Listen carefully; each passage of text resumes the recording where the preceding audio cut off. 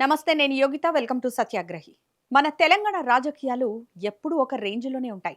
అందులోనూ మార్పు కావాలి, కాంగ్రెస్ రావాలి అని పవర్‌లోకి వచ్చిన మన హస్తం పార్టీలో ఇప్పుడు జరుగుతున్న మార్పులు చూస్తుంటే జనాలకు అక్షరాల దిమ్మ తిరిగిపోతోంది. ఒకవైపు ప్రతిపక్షాల దాడులు, ఇంకోవైపు సొంత పార్టీ నేతల అసమ్మతి సెగలు. వెరసి తెలంగాణ కాంగ్రెస్ ఒక వెబ్ సిరీస్‌ను మించిపోయే ట్విస్టులతో నడుస్తోంది. ముఖ్యంగా గత కొద్ది రోజులుగా తెలంగాణ రాజకీయాల్లో హాట్ టాపిక్‌గా మారిన ఏకైక పేరు కొండా సురేఖ. అవును, వరంగల్ టైగర్స్ గా పేరున్న కొండా ఫ్యామిలీకి, ముఖ్యమంత్రి రేవంత్ రెడ్డికి మధ్య జరుగుతున్న కోల్డ్ వార్ ఇప్పుడు ఏకంగా రోడ్డున పడింది. ఈ వ్యవహారం ఎటు దారితీస్తోంది? సీఎంకు సురేఖ ఇస్తున్న వార్నింగ్ ఏంటి?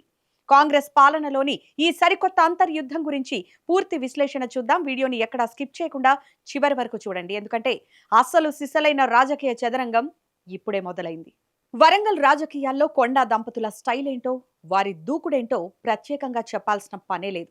వాళ్ళ గురించి ఎంత తక్కువ మాట్లాడుకుంటే ముఖ్యమంత్రికి అంత మంచిది అని రాజకీయ విశ్లేషకులు ఎప్పటి నుంచో చెప్తున్న మాటే. గతంలో బహిరంగంగానే ముఖ్యమంత్రి రేవంత్ రెడ్డిపై కొండా సురేఖ ఓ రేంజ్ లో ఫైర్ అయ్యారు. అప్పట్లో ఆమె ఓఎస్డీ కాల్పుల వ్యవహారం రాష్ట్ర వ్యాప్తంగా ఎంతటి సెన్సేషన్ క్రియేట్ చేసిందో మనందరికీ తెలుసు. ఆ సమయంలో పరిస్థితి చేయి జారిపోతుందని గ్రహించిన కాంగ్రెస్ అధిష్టానం ఏకంగా ఢిల్లీ నుంచి పెద్దలను రంగంలోకి దించింది.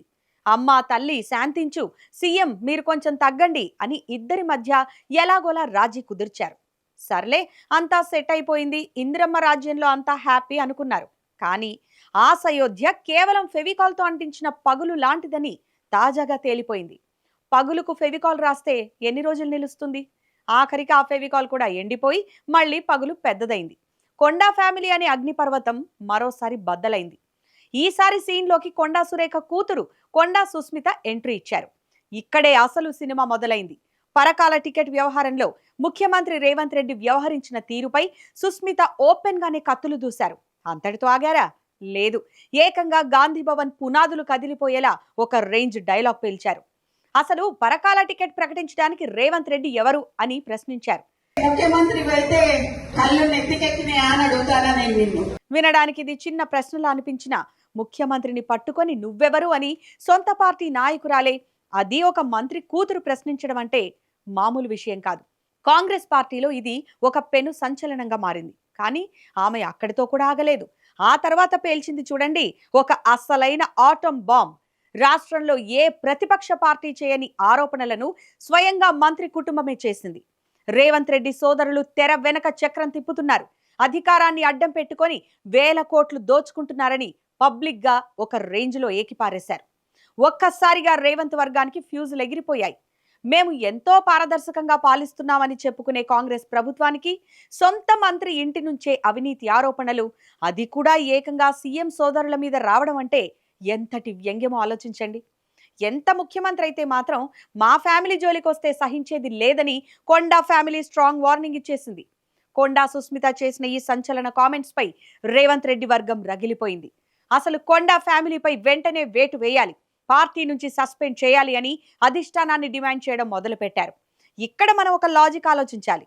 ఒక రాష్ట్ర ముఖ్యమంత్రిపై, ఆయన కుటుంబంపై అంత పెద్ద ఆరోపణలు వస్తే ముఖ్యమంత్రికి అండగా మొత్తం పార్టీయే రోడ్డు మీదకి వచ్చి డిఫెండ్ చేయాలి కదా. కానీ ఇక్కడే ఒక ఆసక్తికరమైన ట్విస్ట్ జరిగింది. రేవంత్ రెడ్డి అసలు బలం ఏంటో అందరికీ అర్థమైపోయింది.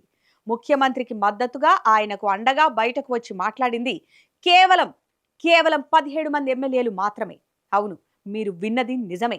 60కి పైగా స్థానాలు గెలిచిన అధికార పార్టీలో సీఎంకు మద్దతుగా నిలిచింది కేవలం 17 మందే. దీన్ని బట్టి కాంగ్రెస్ లో సీఎంకున్న ఇంటర్నల్ సపోర్ట్ ఏంటో, ఆయన నాయకత్వాన్ని మిగతా వాళ్ళు ఎంతలా ఓన్ చేసుకున్నారో ఇట్టే అర్థమవుతోంది. ఇది ప్రతిపక్షాలకు విమర్శలు చేయడానికి ఒక మంచి అస్త్రం దొరికినట్లయింది. అయితే కొండా సురేఖ ఇష్యూపై సీఎం రేవంత్ రెడ్డి సైలెంట్ గా ఉంటారా? ఉండరు కదా.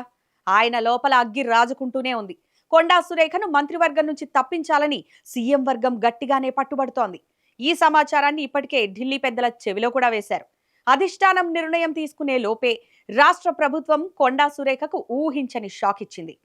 సురేఖ పర్యావరణ అటవీ శాఖ మంత్రి అన్న విషయం తెలిసిందే. అయితే ఆమె శాఖకు సంబంధించి ఇటీవల చేపట్టిన అధికారుల డిప్యూటేషన్లను ప్రభుత్వం సడన్ గా రద్దు చేసింది. సంబంధిత శాఖ మంత్రికి ఎలాంటి ముందస్తు సమాచారం ఇవ్వకుండా, కనీసం మాట మాత్రం కూడా చెప్పకుండా నేరుగా ముఖ్యమంత్రి కార్యాలయం జోక్యం చేసుకొని ఈ ఉత్తర్వులు జారీ చేసింది. సాధారణంగా ఏ ప్రభుత్వంలోనైనా మంత్రి ఆమోదం లేదా వారి దృష్టికి తీసుకెళ్లాకే నిర్ణయాలు జరుగుతుంటాయి. కానీ సురేఖకు చెప్పకుండానే ఆమె శాఖలో అధికారులు మార్పులు చేయడం చూస్తుంటే ఆమె కుర్చీ కింద నీళ్లు కాదు, ఏకంగా అగ్గి పెట్టినట్టే అని సచివాలయ వర్గాల్లో గుసగుసలు వినిపిస్తున్నాయి.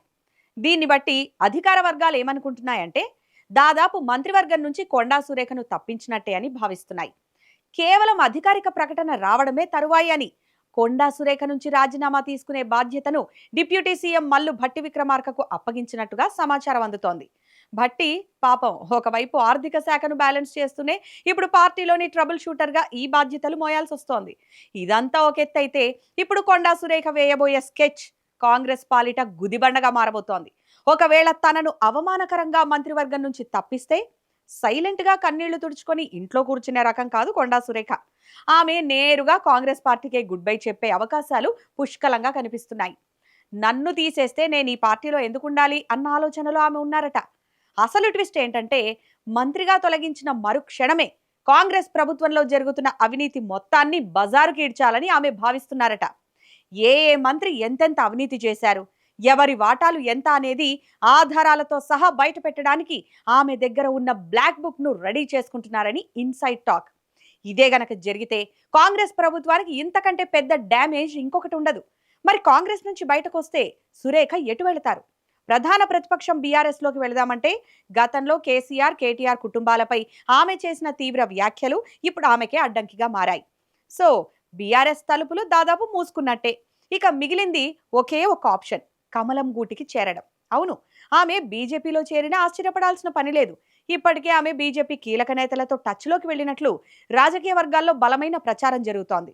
కాంగ్రెస్ నుంచి సస్పెన్షన్ లేదా రాజీనామా ఉత్తర్వులు రాగానే ఆమె కాషాయ జెండా కప్పుకోవడం ఖాయంగా కనిపిస్తోంది. దీనికి బలం చేకూర్చేలా BJP fire brand MP DK Aruna సంచలన వ్యాఖ్యలు చేశారు. కొండా సురేఖ బీజేపీలో చేరికపై స్పందిస్తూ ఆమె పార్టీలోకి రావాలా వద్దా అనేది అధిష్టానం నిర్ణయిస్తుందని తేల్చి చెప్పారు. అంటే ప్రతిపాదన అయితే ఉంది, కానీ ఫైనల్ డెసిషన్ ఢిల్లీ చేతిలో ఉందన్నమాట. చూశారు కదా, ఇది తెలంగాణ కాంగ్రెస్ లో జరుగుతున్న అసలు సిసలైన రాజకీయ దంగల్. ప్రజాపాలన అని పేరు పెట్టి లోపల మాత్రం ఎవరికి వారు ఆధిపత్యం కోసం కొట్లాడుకుంటున్నారు. రేవంత్ రెడ్డి వర్సెస్ కొండా ఫ్యామిలీ ఎపిసోడ్ ఇప్పుడు పతాక స్థాయికి చేరింది. సురేఖను రేవంత్ రెడ్డి మంత్రివర్గం నుంచి నిజంగానే బర్తరఫ్ చేస్తారా? చేస్తే కొండా సురేఖ కాంగ్రెస్ పెద్దల అవినీతి చిట్టా విప్పుతారా? కమలం పార్టీ ఆమెకు రెడ్ కార్పెట్ వేస్తుందా? ఈ ప్రశ్నలన్నింటికీ రాబోయే కొద్ది రోజుల్లోనే సమాధానం దొరకనుంది. మరి దీనిపై మీ అభిప్రాయం ఏంటి? రేవంత్ రెడ్డి తీసుకున్న యాక్షన్ కరెక్టే అంటారా, లేక కొండా సురేఖ ఎపిసోడ్ కాంగ్రెస్ కు పెద్ద మైనస్ అవుతుందా? మీ అమూల్యమైన అభిప్రాయాన్ని వీడియో కింద కామెంట్ సెక్షన్ లో మాకు తెలియజేయండి. అలాగే ఈ వీడియో నచ్చితే లైక్ చేయండి, షేర్ చేయండి. ఇలాంటి మరిన్ని ఆసక్తికరమైన రాజకీయ విశ్లేషణల కోసం మన ఛానల్ ని ఇప్పుడే సబ్స్క్రైబ్ చేసుకోండి. Thanks for watching.